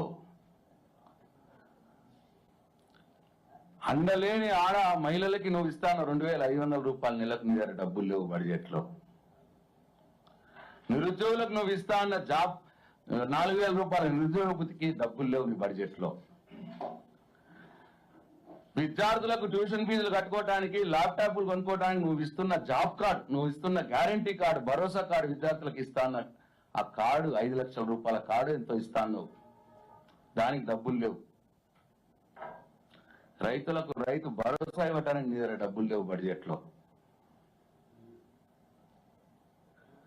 రుణమాఫీ చేస్తాను చక్కగా చేయడానికి డబ్బులు లేవు నీ దగ్గర. కానీ 16,000 కోట్ల రూపాయల ప్రాజెక్ట్ ని 1,50,000 కోట్ల రూపాయలకు తీసుకుపోవటానికి మాత్రం మీ దగ్గర డబ్బులు ఉన్నాయి ముఖ్యమంత్రి గారు. దీనికోసం నీ ఆడంబర ప్రచారాల కోసం నువ్వు అసెంబ్లీని వాడుకున్నావు అని చెప్పి మేము భావిస్తా ఉన్నాం. అట్లనే ఇంకొక ఆడంబరమైన ప్రచారం అసెంబ్లీ సమావేశాలు మొదలైనప్పటి నుంచి స్టార్ట్ అయింది. మేము అడిగినాం, అయ్యా జాబ్ క్యాలెండర్ ఇస్తాను, 2 లక్షల ఉద్యోగాలు ఇస్తాను అని మా కేటీఆర్ గారు, హరీష్ రావు గారు, కౌశిక్ రెడ్డి గారు అసెంబ్లీలో ప్రభుత్వాన్ని నిలదీసినాం ఏది అని అంటే లేదు అసెంబ్లీ సమావేశాల్లో జాబ్ క్యాలెండర్ చేస్తామని చెప్పి ఒక ప్రచారం, ఈ ఆడంబర ప్రచారం చూసాం, ఎదురు చూసాం మేము నిరుద్యోగ యువత. జాబ్ క్యాలెండర్ వస్తుంది మంచిదే. మేమిచ్చిన 1,63,000 ఉద్యోగాలలో మేము నోటిఫికేషన్ ఇచ్చి, పరీక్షలు రాపిచ్చి, ఫలితాలు చేపించి 1,63,000 ఉద్యోగాలలో 1,33,000 ఉద్యోగాలు మేము భర్తీ చేసి ఇంకొక 30,000 ఉద్యోగాలకు ఆర్డర్లు ఇవ్వడానికి లేట్ అయిపోయింది ఎలక్షన్ కోడ్ వల్ల. ఆ ఆర్డర్లు మీరిచ్చి 30,000 ఉద్యోగాలు ఇచ్చామని అబద్ధాలు చెప్పుకొని జాబ్ క్యాలెండర్ ఇస్తాం ఆ రోజు నువ్వు అసెంబ్లీలో మొత్తం ప్రచారం చేసి చివరికి చేసింది ఏందండి? ఏమన్నారు ఆ రోజుల్లో జాబ్ క్యాలెండర్? మేము అధికారంలోకి రాహుల్ గాంధీ గారు అన్నమాట. రాహుల్ గాంధీ గారు అశోక్ నగర్ సెంట్రల్ లైబ్రరీ మెట్ల మీద కూర్చొని అక్కడున్న నిరుద్యోగ యువతను రెచ్చగొట్టడానికి, ఈ రాష్ట్రంలో ఉన్న నిరుద్యోగ యువత ఓట్లు దండుకోవడానికి స్వయాన రాహుల్ గాంధీ గారు మాట్లాడిన మాటలు. మేము అధికారంలోకి రాగానే తొలి ఏడాదిలో 2 లక్షల ఉద్యోగాలు భర్తీ చేస్తాం. మీరు డిసెంబర్ 4 నాడు అధికారంలోకి వచ్చినారు. ఇవాళ August 3, September, October, November, December, ఇంకా 4 నెలల సమయం ఉన్నది. 2 లక్షల ఉద్యోగాలు మీరు భర్తీ చేయాలి. ఇప్పటికి ఒక్క ఉద్యోగం కూడా మీరు భర్తీ చేయాలి. ఫస్ట్ సెంటెన్స్ మేము అధికారంలోకి రాగానే తొలి ఏడాదిలో 2 లక్షల ఉద్యోగాలు భర్తీ చేస్తాం. ఏ ఉద్యోగాన్ని ఎప్పుడు భర్తీ చేస్తామో, ఏ తేదీన పరీక్ష నిర్వహిస్తామో యూపీఎస్సీ తరహా జాబ్ క్యాలెండర్ను ప్రకటిస్తాం. వాళ్ళన్న మాట. జాబ్ క్యాలెండర్ నిన్న ప్రకటించారు. ఏమీ లేదు దాంట్లో, జాబులే లేవు. జాబులు లేని జాబ్ క్యాలెండర్. ఎవ్వరిది ఏ శతకం లేదు. తెల్ల కాగితం మీద టైప్ కొట్టించి జాబ్ క్యాలెండర్ ప్రకటిస్తామని చెప్పినారు. జాబ్ క్యాలెండర్ పై అసెంబ్లీలో చర్చించి చట్టబద్ధత కల్పిస్తాం. రాహుల్ గాంధీ గారు చెప్పిన మాట. మరి నిన్న జాబ్ క్యాలెండర్ పై చర్చించిండ్రా? మేము చర్చిస్తాం, మాకు అవకాశం ఇవ్వండి అంటే లేదు ఓన్లీ ప్రకటననే, దీని మీద చర్చించే అవకాశం లేదు అని చెప్పి మా నోర్లు కట్టేసారు. చట్టబద్ధత కల్పిస్తామన్నారు. చర్చ లేదు, చట్టబద్ధత లేదు. ఉట్టి తెల్ల కాయిదాలు పెట్టినారు. మా కౌశిక్ రెడ్డి గారు బాగా చెప్తారు దాని మీద. ఇంకో మాట అన్నారు, జూన్ 2 నాటికి అన్ని శాఖల్లోని ఖాళీలతో జాబ్ క్యాలెండర్ను ప్రకటించి సెప్టెంబర్ 17 లోపు నియామకాలు పూర్తి చేస్తాం. ఇది స్వయాన రాహుల్ గాంధీ గారు అన్న మాట. జూన్ 2 నాటికి అన్ని శాఖల్లోని ఖాళీలతో జాబ్ క్యాలెండర్ను ప్రకటించి జూన్ 2 పోయింది, జూలై 2 పోయింది, ఆగస్టు 2 పోయింది, 3 నెలలు పోయింది. జాబ్ క్యాలెండర్ ఉట్టి తెల్ల కాగితం. వాళ్ళన్నది ఏంది? అన్ని శాఖల్లోని ఖాళీలతో ప్రకటిస్తామన్నారు. ఏ శాఖ ఎన్ని ఖాళీలు ఉన్నాయి రాయలేదు, ఎన్ని జాబ్లు ఉన్నాయి రాయలేదు, ఏమి రాయలేదు దాంట్లో. సెప్టెంబర్ 17 లోపు నియామకాలు పూర్తి చేస్తాం. ఇవాళ ఆగస్టు 2, సెప్టెంబర్ 17 లోపు నియామకాలు పూర్తి చేస్తామన్నారు. వాళ్ళు ఇచ్చిన డేట్లు 25 డిసెంబర్ దాకా ఉన్నాయి. నేను ఇచ్చిన డేట్లలో 24 సెప్టెంబర్ 17 లోపట 2 లక్షల ఉద్యోగాల నోటిఫికేషన్లు ఇచ్చి జాబ్ క్యాలెండర్ ఇచ్చి పూర్తి చేయవలసిన బాధ్యత రాహుల్ గాంధీ గారి మీద, ఈ కాంగ్రెస్ పార్టీ ప్రభుత్వం మీద ఉన్నది. ఆ మాట చెప్పే వాళ్ళు ఓట్లు దండుకున్నారు. ఆ మాట చెప్పే విద్యార్థులను బస్సులలో అన్ని ఊర్లలో, నిరుద్యోగుల్ని బస్సులలో అన్ని ఊర్లలో తిప్పి మాకు ఉద్యోగాలు ఇస్తాయమ్మా, మాకు ఉద్యోగాలు ఇస్తారట నాన్న, మీరు కాంగ్రెస్ పార్టీకి ఓటేద్దాం ఈసారి అని చెప్పి వాళ్ళ తల్లిదండ్రుల్ని, కేసీఆర్కి ఇస్తామన్న వాళ్ళని కూడా వాళ్ళు పాపం పిల్లలు ఆశతోటి మాకు ఉద్యోగాలు వస్తాయి అన్న ఆశతోటి వాళ్ళ తల్లిదండ్రులను కూడా ఒప్పించి నీకు ఓటేసినారు కాంగ్రెస్ పార్టీకి. నీ విజయాన్ని ఆ రోజు నిరుద్యోగ యువత, తెలంగాణ రాష్ట్ర నిరుద్యోగ యువత వాళ్ళ భుజాల మీద మోసినారు. ఇవాళ వాళ్ళ ఆశలు అడియాసలు చేసినావు నువ్వు కాంగ్రెస్ పార్టీ. చట్టబద్ధత అన్నావు లేదు, ఖాళీలతో సహా జాబ్ క్యాలెండర్ ఇస్తామన్నావు లేదు, సెప్టెంబర్ 17 లోపట్నే 2 లక్షల ఉద్యోగాలు అన్నావు లేదు. వంచినావు, మోసం చేసినావు నిరుద్యోగుల్ని. ఆడంబర ప్రచారం చేసుకున్నావు, అసెంబ్లీలో వాళ్ళని మోసం చేసినావు. ఇట్లా ఇవన్నీ మేము మాట్లాడితే అపరిచితుడు అయిపోతాడు సీఎం గారు. ఎన్నోసార్లు ఇట్లా అపరిచితుడు అయింది ఆయన. మేము అడిగినాం, సమాధానాలు ఉండవు. అసెంబ్లీలో అడిగితే మైక్ ఇయ్యలే మాకు. అవే ప్రశ్నలు ఇవ్వాలి. నేను ముఖ్యమంత్రి గారికి నేను సూటిగా అడుగుతున్నాను, అపరిచితుడు ఎందుకైనావు? సూటి ప్రశ్న ముఖ్యమంత్రి గారికి. ఆ రోజు కేసీఆర్ గారి ప్రభుత్వంలో ప్రభుత్వ సలహాదారుల్ని కేసీఆర్ గారు నియమించుకుంటే, ఆ రోజు నువ్వు పిసిసి అధ్యక్షుడిగా నీ అబ్బ సొమ్మనా, ఎవరబ్బ సొమ్మని నీ ఇష్టం వచ్చినట్టు నువ్వు సలహాదారులు నియమించుకొని డబ్బులు ఖర్చు పెడుతున్నావు అని ఇష్టం వచ్చినట్టు మాట్లాడినావు. కేసీఆర్ గారు నియమించుకున్నదే ఆ 4-5 సలహాదారుల్ని. ఆ రోజు కేసీఆర్ గారిని, ఆ ప్రభుత్వాన్ని ప్రశ్నించి తిట్టిన నువ్వు ఇవాళ అపరిచితుల్లా మారిపోయి 10 మంది సలహాదారులు నియమించుకున్నావు. ఇవాళ నువ్వు ఎందుకు అని చెప్పి నేను అడుగుతా ఉన్నా. అసెంబ్లీలో మేము అడిగితే మాకు మైక్ ఇయ్యలే. అందుకే ఇప్పుడు అడుగుతాను ముఖ్యమంత్రి గారికి సూటి ప్రశ్న, ఎవరబ్బ సొమ్మని చెప్పి నువ్వు పుంకాలుగా నీ ఇష్టం వచ్చినట్టు సలహాదారు నియమించుకొని వాళ్ళకి ఇంకా సెక్రటరియట్లోనే చాంబర్లు ఇచ్చి వాళ్ళ మీద కోట్ల రూపాయలు ఖర్చు పెడుతున్నావు. ఆ రోజు మమ్మల్ని తప్పుపట్టిన నువ్వు ఇవాళ ఎట్లా నియమిస్తున్నావు సలహాదారుల్ని? దీనికి సమాధానం రావాలి ప్రభుత్వం నుంచి. ఆ రోజు తెలంగాణ ప్రభుత్వం చేసినటువంటి అనేక సంక్షేమ అభివృద్ధి కార్యక్రమాలకు డెలివరీ అయినాయి, ప్రజలకు అందినాయి. వాటి గురించి ప్రభుత్వం అడ్వర్టైజ్మెంట్ ఇస్తే ఆ రోజు నువ్వు పిసిసి అధ్యక్షుడుగా అన్న మాట ఎవరో కోసం అని చెప్పి నువ్వు పత్రికలలో అడ్వర్టైజ్మెంట్లు ఇస్తున్నావు. నీ టీఆర్ఎస్ పార్టీ దగ్గర డబ్బులు ఉన్నాయి కదా, దాంట్లో నుంచి ఇచ్చుకో, మాకు అభ్యంతరం లేదు. కానీ నువ్వు అడ్వర్టైజ్మెంట్లకు ప్రభుత్వం డబ్బులు ఎట్లా ఖర్చు పెడతావని చెప్పి ప్రశ్నించిన ఆ రోజు పిసిసి అధ్యక్షుడిగా. మరి ఇవాళ నువ్వు అపరిచితుల్లా మారిపోయినావు. ఇవాళ నువ్వే అమలు కాని పథకం కోసం ఆ రుణమాఫీ చారాను కూడా అమలు కాలే, ఇంకా 25% అమలు కాని రుణమాఫీ పథకానికి పుంకాలుగా పత్రికల్లో ఫుల్ పేజీ అడ్వర్టైజ్మెంట్లు ఇవాళ ప్రభుత్వం డబ్బుతో ఇచ్చుకుంటున్నావు. ఇది ఎవడబ్బ సొత్తు అని చెప్పి నేను ముఖ్యమంత్రిని అడుగుతా ఉన్నా.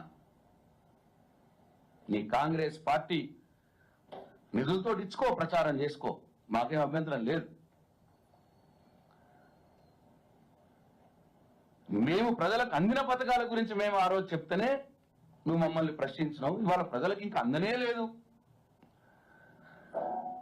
40,000 కోట్లని 31,000 కోట్లను 31,000 కోట్లలో 12,000 కోట్లే అందినాయి. అప్పుడే 2 సార్లు నువ్వు 100 కోట్ల రూపాయలతోటి నువ్వు అడ్వర్టైజ్మెంట్ ఇచ్చుకున్నావు. ఇది ఎవడప్ప సొత్తు? నేను ఇవాళ ప్రశ్నిస్తున్న, సమాధానం రావాలి ఈ ప్రభుత్వం నుంచి. ఆ రోజు గత ప్రభుత్వంలో పంజాబ్లో పాపం రైతులు చనిపోతే కేసీఆర్ గారి రైతు పక్షపాతి కాబట్టి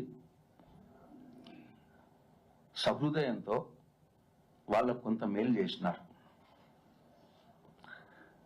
కొద్దిమంది రైతులు ఇండివిజువల్స్ మేలు చేస్తే ఆ రోజు కేసీఆర్ని తిట్టినావు నువ్వు. తెలంగాణ సొమ్ము ఎవడబ్బ సొమ్ము అని చెప్పి నువ్వు పంజాబ్ రైతులకు ఇస్తున్నావు అన్నమాట మాట్లాడినావు ఆ రోజు. పాపం రైతు చనిపోయి ఆ కుటుంబాలు అనాథ కుటుంబాలని అక్కడ మన తిరిగి 5 లక్షల రూపాయల రైతు బీమా లేదు పంజాబ్లో. అక్కడ ఆదుకుందాము అన్న ఉద్దేశంతో రైతులు కదా అని, రైతు ఎక్కడైనా రైతే అని చెప్పి ఓ సహృదయంతో పోయి అక్కడ ఇస్తే నువ్వు ఆ రోజు నీచంగా మాట్లాడినావు. ఎందుకు ఇచ్చినావు పంజాబ్ రైతులకు అని. ఇవాళ నువ్వు అధికారంలోకి వచ్చినావు. ఇవాళ పాపం వైనాడులో కూడా ప్రకృతి వివత్సరం జరిగి అక్కడ ప్రజలు నష్టపోయినారు. నిజంగానే మానవతా దృక్పథంతో అక్కడ కూడా సాయం జరగాలి, చేయవలసిన వాళ్ళు చేయాలి. కానీ నేను అనేది ఏంటంటే, ఆ వైనాడు మీ రాహుల్ గాంధీ గారి నియోజకవర్గం, కాంగ్రెస్ పార్టీ ప్రతిపక్ష నాయకుడి నియోజకవర్గం, కాంగ్రెస్ పార్టీ నుంచి సాయం చేయండి ఆ అభాగ్యులకు. ఎవడప్ప సొమ్మని చెప్పి తెలంగాణ ప్రభుత్వం డబ్బులు ఇస్తున్నావు నువ్వు. ఆ రోజు ప్రశ్నించిన మమ్మల్ని నువ్వు ఇవాళ ఎట్లా ఇస్తున్నావు? కానీ ఇవ్వడం కూడా మేము వ్యతిరేకం కాదు, కానీ ఆ రోజు నువ్వు అన్నందుకు అంటున్నావు. ఇవాళ ఆ రోజు అట్లన్నో ఈరోజు అపరిస్థితుల్లో మారిపోయినావు. మీ రాహుల్ గాంధీ కోసం కాంగ్రెస్ పార్టీ నిధుల నుంచి ఇవ్వండి వాళ్ళకి. సమాధానం చెప్పాలి దీనికి. వాళ్ళకి సాయం చేయడంలో అందరం ముందున్నాం, దాంట్లో ఏం విభేదాలు లేవు. కానీ ఒక పిసిసి అధ్యక్షుడిగా నువ్వు ఆ రోజు ఎట్లా అన్నావు ఆనాటి ముఖ్యమంత్రి కేసీఆర్? ఇవాళ మళ్ళా నువ్వు అపరిస్థితుల్లో మారిపోయి ఇవాళ నువ్వెట్లా వ్యవహారం చేస్తా ఉన్నావు? సమాధానం కావాలి దీనికి కూడా. కాబట్టి ఇట్లా మొత్తం అసెంబ్లీ సమావేశాల్ని మళ్ళీ ఒకసారి సమప్ చేస్తా ఉన్నా. కేవలం మమ్మల్ని తిట్టడానికి, కేసీఆర్ మీద ఏడటానికి, మమ్మల్ని అవమానించటానికి, మమ్మల్ని బెదిరించటానికి, అలివిగా అబద్ధాలు ఆడటానికి, చిల్లర వేషాలు వేయటానికి, ఆడంబరపు అబద్ధపు ప్రచారాలు చేసుకోవటానికి మాత్రమే ఈ బడ్జెట్ సమావేశాల్ని కాంగ్రెస్ పార్టీ ప్రభుత్వం వాడుకున్నది. ప్రజల కోసం ఏమాత్రం ఉపయోగకరమైన కార్యక్రమాలు ఈ అసెంబ్లీ సమావేశాల ద్వారా జరగలేదని చెప్పి మా అభిప్రాయం. ఇప్పటికైనా నేను స్పీకర్ గారికి, ప్రభుత్వానికి సూచిస్తా ఉన్నా, స్పీకర్ గారికి రిక్వెస్ట్ చేస్తా ఉన్నా, వచ్చే సమావేశాలైనా దయచేసి మా మీద ఏడుపు మాని, మీరు గెలిచినారు, అయిపోయింది, మాకంటే మీరు బాగా చేస్తున్నారని ప్రజలు నమ్మినారు, మీరు అనుకున్నది అయింది. 5 ఏళ్ళు మా మీద ఏడిసి తిట్టి అబద్ధ ప్రచారాలు చేసి మీరు అనుకున్నది సాధించారు, కేసీఆర్ని దించినారు. ఇంకా ఏడిపోయింది కేసీఆర్ మీద. కాబట్టి వచ్చే సమావేశాలు అయినా ఆ ఏడుపు మాని మీరు ప్రజలకు ఇచ్చిన హామీల్ని నెరవేర్చడానికి, ఈ రాష్ట్రాన్ని ముందుకు తీసుకుపోవటానికి సమయాన్ని వెచ్చించండి, పని చేయండి. స్పీకర్ గారికి కూడా రిక్వెస్ట్ చేస్తా ఉన్నాం, దయచేసి వచ్చే సమావేశాల్లోనైనా మా గొంతు నొక్కకండి. ప్రజల పక్షాన మాట్లాడేది ప్రతిపక్ష సభ్యులే. మా నిరసనలకు విలువ ఇవ్వండి, మా నిరసనలు తెలుపనివ్వండి, మా గొంతు నొక్కొద్దు అని చెప్పి నేను స్పీకర్ గారికి కూడా నేను రిక్వెస్ట్ చేస్తా ఉన్నా. స్పీకర్ గారికి ఆ ఉద్దేశం లేకపోయినా ప్రభుత్వం ఆ వైపు నుంచి ఆ పని చేయించిన మీరు దయచేసి మీరు ఒక ఫాదర్లా, 2 పక్షాలకు కూడా మీరు ఒక ఫాదర్లా ఉండి మా హక్కులు కాపాడాలని చెప్పి నేను స్పీకర్ గారికి రిక్వెస్ట్ చేస్తా ఉన్నా. Thank you. కౌశిక్ రెడ్డి గారు.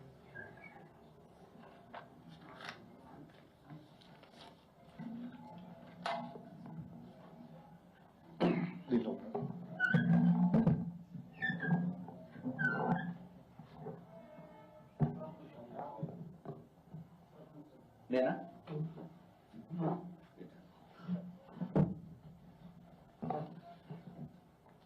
Okay, start. Electronic media, print media మిత్రులందరికీ కూడా నా నమస్కారం తెలియజేస్తా ఉన్నాను. నేను ఒక యువ శాసనసభ్యునిగా మీకు ఇంతకు ముందు కూడా చెప్పినా, ఎన్నోసార్లు చెప్పినా, ఈ భారతదేశంలో ఏకైక ముఖ్యమంత్రి అది కేసీఆర్ గారు మాత్రమే 2,32,000 ఉద్యోగాలకి నోటిఫికేషన్ ఇచ్చిందని చెప్తా వచ్చిన. ఇవాళ ఒక కేసీఆర్ గారు మాత్రమే ఈ భారతదేశంలో 2,02,000 ఉద్యోగాలని నింపింది ఒక కేసీఆర్ ఒక్కడే. నేను పదే పదే సవాల్ గురిస్తున్నా, ఏ కాంగ్రెస్ పరిపాలిస్తున్న రాష్ట్రమైనా సరే, ఏ బీజేపీ పరిపాలిస్తున్న రాష్ట్రమైనా సరే, కేసీఆర్ గారి కంటే ఒక్క ఉద్యోగం, గవర్నమెంట్ ఉద్యోగం ఎక్కువ ఇచ్చింది చూపిస్తే నా ఎమ్మెల్యే పదవికి నేను రాజీనామా చేస్తా అని పదే పదే చెప్పిన. ఇవాళ దాకా కూడా కాంగ్రెస్ వాళ్ళు కానీ బీజేపీ వాళ్ళు కానీ ఒక్కరు కూడా ఈ సవాల్ని స్వీకరించలే. అంటే దీని అర్థం ఏంటిది? యావత్ తెలంగాణలో ఉన్న ప్రతి యువత అర్థం చేసుకోవాలి, ఇలా కేసీఆర్ గారు చేసినట్టు ఏ రాష్ట్రంలో కూడా ఈ భారతదేశంలో చెయ్యలేదు ఏ ముఖ్యమంత్రి అనేది స్పష్టంగా కనబడతా ఉంది. కేసీఆర్ గారు అధికారంలో ఉన్నప్పుడు వీళ్ళు తప్పుడు ప్రచారం చేశారు. మా ప్రభుత్వం అధికారంలో ఉన్నప్పుడు ఏమని చేస్తున్నామా వీళ్ళు? కేసీఆర్ ఒక్క ఉద్యోగం ఇయలే అబద్ధాల మీద అబద్ధాలు చెప్పి చెప్పి చెప్పి వాళ్ళ బ్రెయిన్లన్నీ ఖరాబ్ చేశారు. మరి వాళ్ళ కేసీఆర్ గారు ఇచ్చిన 2,02,000 ఉద్యోగాలు నిజమైనయా కాలేదా అని నేను అడుగుతా ఉన్నాను. మీరు ఆ రోజు ఏమని చెప్పారు అధికారంలోకి వచ్చిన ముందు? ఈ 2,32,000 ఉద్యోగాలు కాకుండా అదనపు 2 లక్షల రూపాయల ఉద్యోగాలు మేము ఇస్తాము.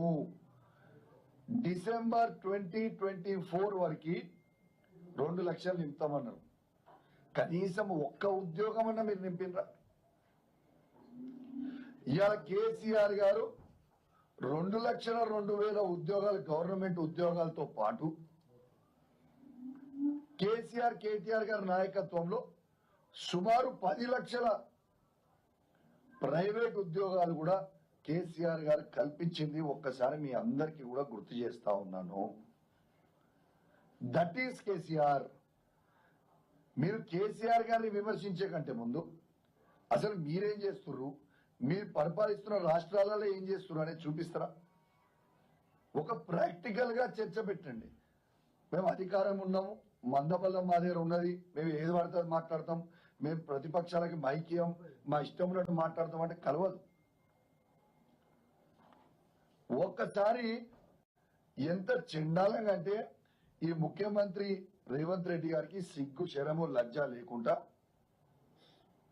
కేసీఆర్ గారు ఇచ్చిన 32,000 ఉద్యోగాలు కూడా మా ప్రభుత్వం ఇచ్చింది అని చెప్పుకోవడానికి నీకు సిగ్గు అనిపిస్తలేదా అని నేను అడుగుతా ఉన్నాను. అసలు నోటిఫికేషన్లు ఇవ్వకుండా, ఎగ్జామ్లు రాయకుండా అసలు ఉద్యోగాలు ఎట్టించడం కొంచెం చెప్పు. మందికి పుట్టిన బిడ్డలు నా బిడ్డ అని చెప్పి ముద్దానికి నీకు సిగ్గులేదా అని అడుగుతా ఉన్నాను రేవంత్ రెడ్డి గారిని. ఇవాళ నువ్వు ఒక్కటే జవాబు చెప్పు. మీరు జాబ్ క్యాలెండర్ ఈ డిసెంబర్ వరకు 2 లక్షల ఉద్యోగాలు ఇస్తామన్నారు.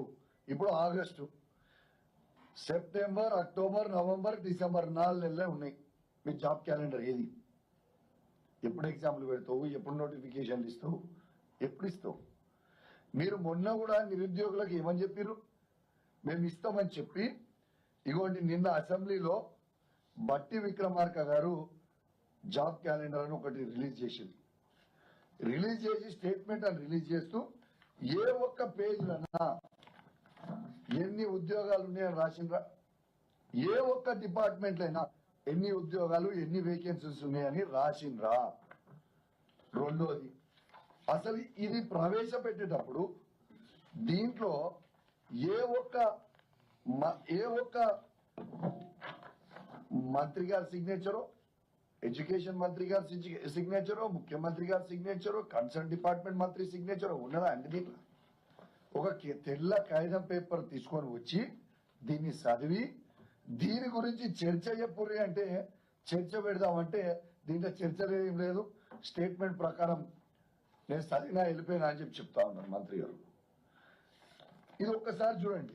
ఇది వాళ్ళ Congress party manifesto, page number 41, page number 41, page number 42. వీళ్ళు దీంట్లో డేట్లతో సహా మేము ప్రకటిస్తామని చెప్పింది కాంగ్రెస్ పార్టీ మేనిఫెస్టోలో నిజమా కాదా? మీరు తెలంగాణకి నిరుద్యోగులకి మీరు జవాబు చెప్పాల్సిన అవసరం ఉన్నదా లేదా? మీరు చెప్పింది ఏంది, మీరు చేసింది ఏందని నేను అడుగుతా ఉన్నాను. ఆ రోజు పెద్ద పెద్ద పేపర్ యాడ్లు, పేపర్ యాడ్లు ఇచ్చారు. ఇక్కడ చూడండి, పెద్ద పేపర్ యాడ్లు ఇచ్చి మేము 2 లక్షల ఉద్యోగాలు ఇస్తాం జాబ్ క్యాలెండర్లు అని చెప్పి ఇక్కడ బట్టి విక్రమార్క గారి సంతకం, ఇగోండి ఇక్కడ రేవంత్ రెడ్డి గారి సంతకం. ఈ సంతకాలు పెట్టి అబద్ధాలు చెప్పి ప్రమాణాలు చేసి మీకు కొంచెం కూడా సిగ్గు అనిపిస్తలేదా? మీకు ఇజ్జత్ ఉందా, ఇజ్జత్ లేదా అని అడుగుతా ఉన్నాను ఈ ప్రభుత్వానికి. అసలు ఏం మనుషులే మీరు? గిన్ని అబద్ధాలు చెప్తారా? నిన్న ఈవినింగ్ తెలంగాణలో ఉన్న ప్రతి యువత మీ జాబ్ క్యాలెండర్ కోసం ఎదురు చూసిండ్రు. దీని మీద మీరు చెప్పిన తర్వాత చర్చకని మా కేటీఆర్ గారి నాయకత్వంలో సభలో మేము పట్టుబడి చర్చ చెప్పాలి, దీనికి జవాబు చెప్పాలి, ఇది ఉత్తిత తూతు మంత్రం పేపర్ ఇది అని కేటీఆర్ గారి నాయకత్వంలో మేము శాసనసభ్యులు అందరం కూడా చర్చకు అడిగితే ఇయ్యకుంటే మేము గట్టిగా అడిగినప్పుడు ఏం చేస్తారు? ముఖ్యమంత్రి రేవంత్ రెడ్డి గారు వచ్చి ఏదేదో మాట్లాడేసి మీరు దానం నాగేందర్ గారికి మైక్ ఇవ్వమని చెప్తారు. దానం నాగేందర్ గారికి మైక్ ఇప్పించి మేము నిరుద్యోగుల పక్షాన ఖచ్చితంగా మాకు కావాలి మైకు, దీని మీద చర్చ కావాలి, మేము డీటెయిల్గా అడగాలి అని మేము అడుగుతున్న సందర్భంలో మైక్ ఇచ్చి శాసనసభ్యులని ఇష్టం ఉన్నట్టు నోటికి వచ్చినట్టు అసలు చెప్పరాని పదాలు బెదిరిస్తూ మీ తోలు తీస్తా అని, మిమ్మల్ని హైదరాబాద్లో తిరగనియా అని, మీరు ఎట్లా తిరుగుతారో చూస్తా అని చెప్పుడు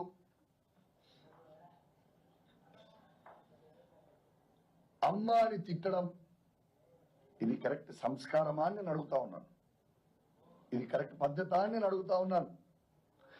రూల్ బుక్ లో ఏముందండి? రూల్ బుక్ లో 318 లో ఏమని ఉంది ఒకసారి చదువుతా. A member desiring to make any observation on any matter before the house shall speak from his place, allotted place అని ఈ బుక్ లో, ఈ అసెంబ్లీ రూల్స్ బుక్ లో రాసి ఉంది. దానం నాగేందర్ గారి ప్లేస్ లో నుంచి మాట్లాడేది ఉంటే అని చెప్తే రూల్స్ కి వ్యతిరేకంగా ఎక్కడో సీట్లో కూర్చొని మాట్లాడుకుంటూ దుర్భాషలు ఆడుతూ ఇది కరెక్ట్ పద్ధతి అని నేను అడుగుతా ఉన్నాను. ఇలా మేము కొట్లాడే సమస్య ఏంది?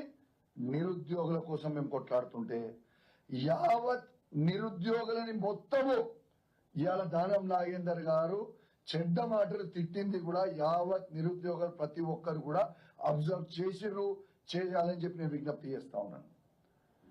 అయ్యా దానం నాగేందర్ గారు, మీరు భయపెట్టితే ఇక భయపడేటోడు ఎవరు లేడు. హైదరాబాద్ నడి బొడ్డుల్నే తిరుగుతున్నా. నీకు దమ్ముంటే నువ్వు మొగోనే అయితే చెప్పు, నేను ఏడికి రావాలి చూసుకుందామన్నావు కదా. నీ ఖరీదాబాద్ చౌరస్తాకి రావాలన్నా, అశోక్ నగర్ చౌరస్తాకి రావాలన్నా, నువ్వు డేట్ టైం పెట్టు, నేను రావడానికి సిద్ధంగా ఉన్నా బిడ్డ దానం నాగేందర్. నీ రౌడీజం చేస్తా అంటే భయపెట్టిస్తే ఇక ఎవ్వడు కూడా నీతో భయపడేటోడు లేడు అని దానం నాగేందర్ గారిని హెచ్చరిస్తా ఉన్నాను. దానం నాగేందర్ గారు మర్చిపోయినట్టున్నావు, ఇట్లాంటి మనందరం కూడా కాంగ్రెస్ పార్టీలు ఉన్నప్పుడు ఇట్లాంటి పిచ్చి కూతలు కూర్చున్నప్పుడు ఉప్పల్లో నిన్ను మా ఉప్పల్ లక్ష్మారెడ్డి గారు, సుధీర్ రెడ్డి గారు, ఎల్బీనగర్ సుధీర్ రెడ్డి గారు నిన్ను ఉరికిచ్చింది మర్చిపోయినావా? మళ్ళొక్కసారి కావాలా నీకు? మళ్ళొక్కసారి చేస్తాం ఏదో రోజు, టైం దగ్గరకు వచ్చిన రోజు. నీకు నడవనికినే చేత కాదు, నువ్వు నన్ను ఉరికిస్తావే? నీ 65 ఏళ్ళ నువ్వు, మేము 39 ఏళ్ళు. నీకే అంత దుల ఉంటే మాకెంత దుల ఉండాలి బ్రదర్? నోరు దగ్గర పెట్టుకొని మాట్లాడు. దానం నాగేందర్ గారు, నువ్వు టీ షర్ట్లు వేసుకొని పౌడర్ కొట్టుకొని తాజ్ కృష్ణాలో తిరుగుతున్నట్టు ఆడపోయి ఇండోర్ గేమ్స్ ఆడినట్టు అనుకుంటారు అయింది. ఇక్కడ ఉన్నది కేసీఆర్ నాయకత్వంలో, ఇక్కడ ఉన్న మేము అందరం కూడా శిష్యులము, కేసీఆర్ గారు శిష్యులము. నువ్వు భయపెట్టిస్తే బెదిరిస్తే భయపడేటోడు ఎవడు ఉండడు. తస్మాత్ జాగ్రత్త. నీకు ఇజ్జత్ ఉంటే, సిగ్గుంటే, శరం ఉంటే, లజ్జ మానం ఉంటే కేసీఆర్ గారు పెట్టిన భిక్ష అది నీకు ఎమ్మెల్యే పదవి. నీకు దమ్ముంటే రిజైన్ చేసి పార్టీ మారు.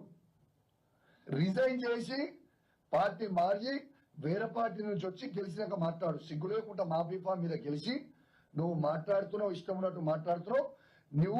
మేము సవాల్ విసురుతున్నాం, నువ్వు రిజైన్ చేసి మళ్ళా పోటీ చేయి. కానీ నువ్వు ఆడి నుంచి ఉండి మా శాసనసభ్యులని మమ్మల్ని బెదిరిస్తే భయపడేటోళ్ళు ఎవరు లేరని తెలియజేస్తూ, మరియు యావత్ తెలంగాణ లోకానికి కూడా నేను దయచేసి గమనించమని కోరుతా ఉన్నాను. ఒక శాసనసభ్యుల్నే స్పీకర్ సాక్షిగా మిమ్మల్ని చంపేస్తాము, మిమ్మల్ని రోడ్డు మీద తిరగనీయము అని బెదిరిస్తా ఉంటే ఇవాళ ప్రజల పరిస్థితి ఏందో ఒక్కసారి మీ అందరు కూడా ఆలోచన చెయ్యండి అని తెలియజేస్తూ సెలవు తీసుకుంటా ఉన్నాను. జై తెలంగాణ, జై కేసీఆర్.